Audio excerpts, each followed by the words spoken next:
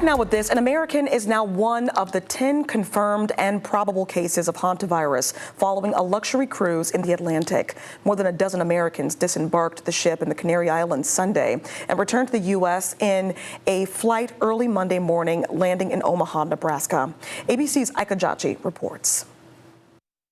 Over a dozen Americans and one British national who lives in America touching down in Omaha, Nebraska, then whisked away to the National Quarantine Center for evaluation.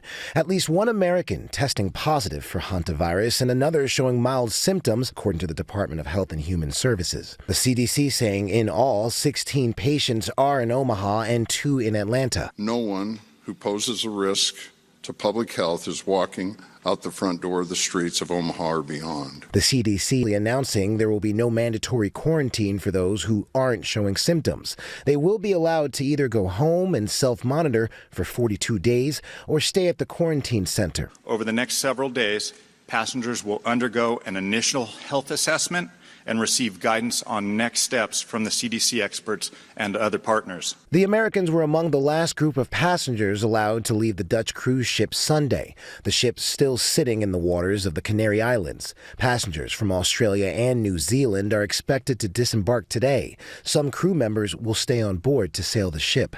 The captain relaying this message. And I must commend my crew for their courage and the selfless resolve that they showed time and again in the most difficult moments. 10 passengers are now confirmed or probable for contracting the rodent-borne hantavirus. 3 have died.